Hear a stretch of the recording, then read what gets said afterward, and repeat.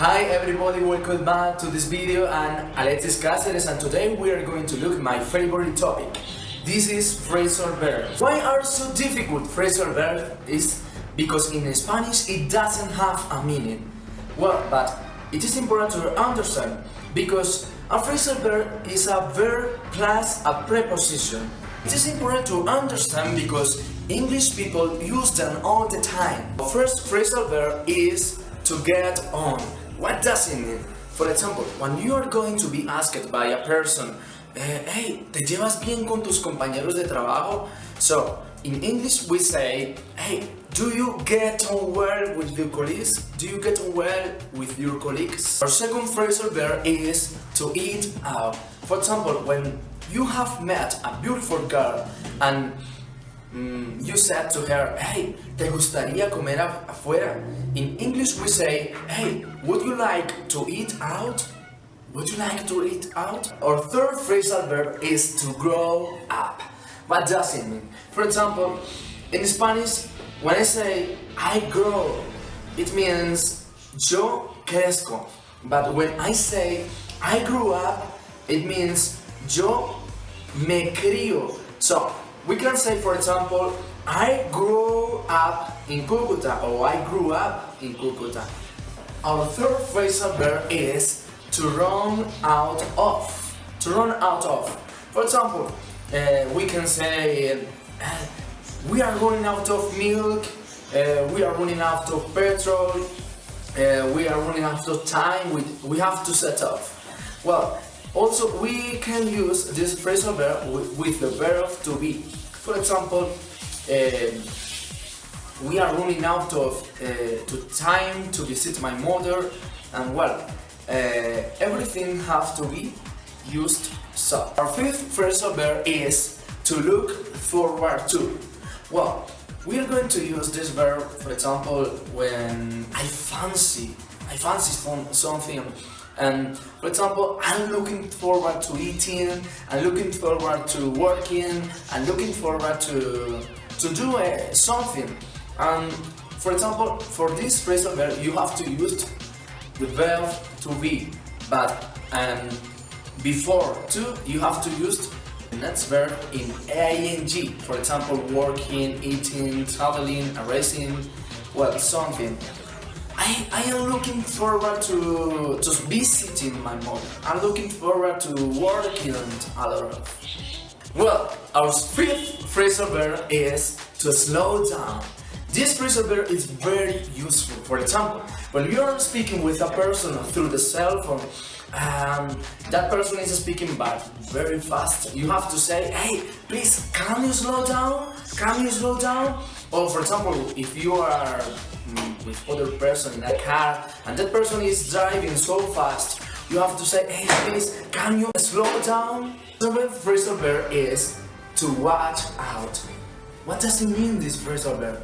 For example, when you are in the street and, for example, a person say to you, hey, watch out. There are pickpockets in this area. There are pickpockets. It's a synonym for example, be careful also, you can use it. But the more useful is watch out. Watch out. There are pickpockets in this area. Our phrasal verb number 8. Well, our phrasal verb number 8 is to put out. We are going to use some phrasal verb with the verb put. For example, to put in, put out, put up. Well, this phrasal verb is to put out. For example, you are with a person and that person is with a cigarette in their hand and all the smoke is on your face. You have to say, for example, hey, please, can you put your cigarette out? It's like a synonym for to turn off. Can you put your cigarette out or can you put it out? Well, our phrasal verb number 9. This phrasal verb is to pick up. To pick up.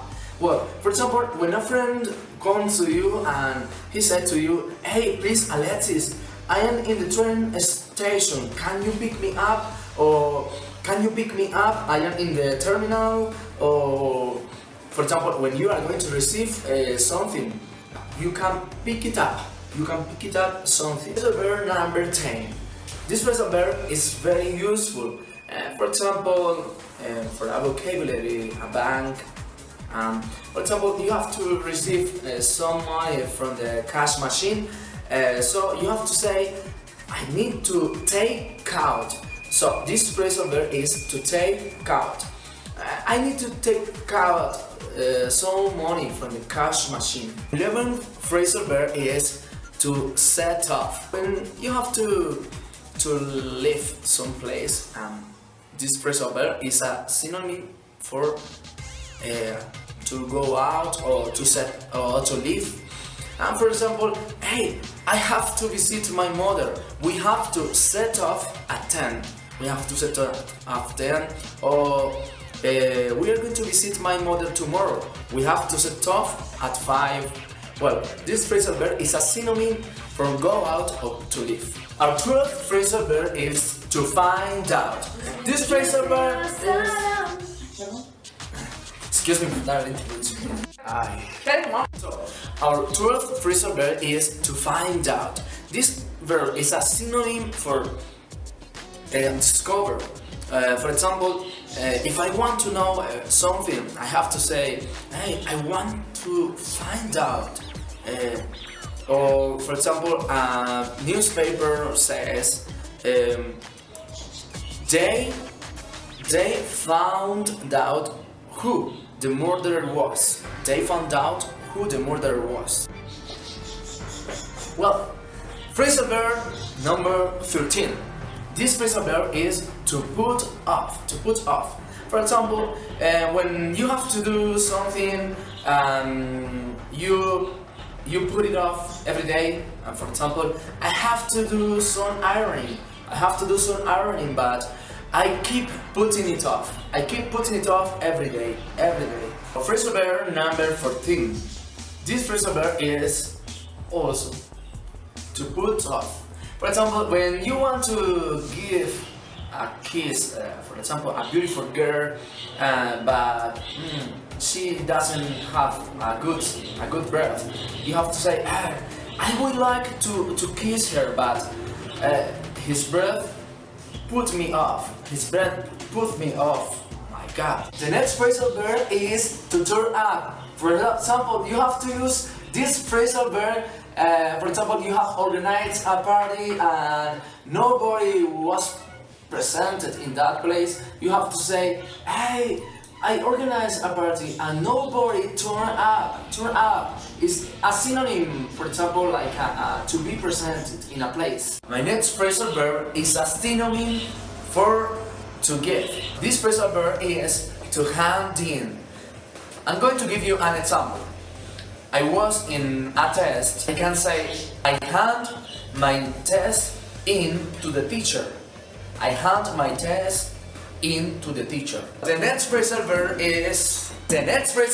is to sort out. It is a synonym for to resolve. I'm going to give you an example. I have to say, I have to sort out my visa. The next phrasal verb is to drive off. I'm going to give you an example of this verb. She drove off. This verb is a synonym for to go out.